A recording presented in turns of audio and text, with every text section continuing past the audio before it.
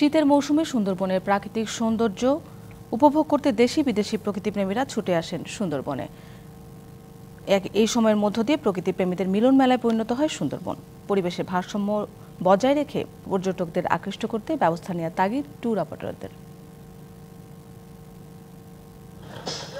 অপরূপ প্রাকৃতিক সৌন্দর্যের লীলাভূমি, সবুজের চাদরে ঢাকা সুন্দরবন। ৩৩৪ প্রজাতির বৃক্ষ, ৪৫০ প্রজাতির পশু পাখি ও রয়্যাল বেঙ্গল টাইগারের এই ম্যানগ্রোভ আবাসস্থল বরাবরই দেশি বিদেশি পর্যটকদের পছন্দের তালিকায় থাকে শীর্ষে।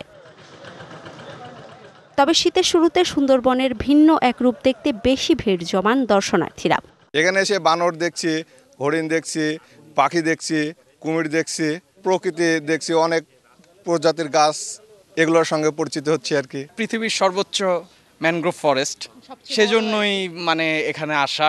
Double million offer, Walton fridge কিনে পেতে পারেন 20 লক্ষ টাকা, রয়েছে কোটি কোটি টাকার নিশ্চিত উপহার। পর্যটকদের আকৃষ্ট করতে ব্যতিক্রমী নানা ব্যবস্থা নেওয়ার আহ্বান ট্যুর অপারেটরদের। সারা পৃথিবীর থেকে যেমন আসে, সারা বাংলাদেশের থেকে মানুষ আসবে এবং সুন্দরবনকে সুন্দরভাবে উপভোগ করবে এবং সুশৃঙ্খল বজায় রেখে। বন বিভাগের হিসাব অনুযায়ী গেল অর্থ বছরে সুন্দরবনে পর্যটক ভ্রমণে রাজস্ব আয় হয়েছে প্রায় ৩,৬২,লাখ টাকা। পর্যটকরা ঠিকমতো এখানে তাদের আচরণ করছে কিনা সেটা দেখভাল করার এবং সুন্দরবনে ভ্রমণ নীতিমালা একটি আছে ২০১৪, সেই নীতিমালা অনুযায়ী সমস্ত কার্যগুলো ঠিকমতো পরিচালনা হচ্ছে কিনা এই মনিটরিং করার দায়িত্ব কিন্তু বন বিভাগের। তবে দর্শনার্থীর কারণে বনের পরিবেশ ও প্রতিবেশের যেন ক্ষতি না হয় সেদিকে নজর দেওয়ার তাগিদ বন সংরক্ষকের। বনের অভ্যন্তরে কোনো লাউড স্পিকার ব্যবহার, মাইক বাজানো বা উচ্চস্বরে গান বাজনা করার কোনো সুযোগ নাই।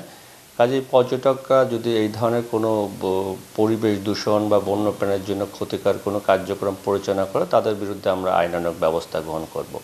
সুন্দরবনের নীতিমালা মেনে দর্শনার্থীরা প্রাকৃতিক সৌন্দর্য উপভোগ করবেন, এমন প্রত্যাশা প্রকৃতিপ্রেমীদের।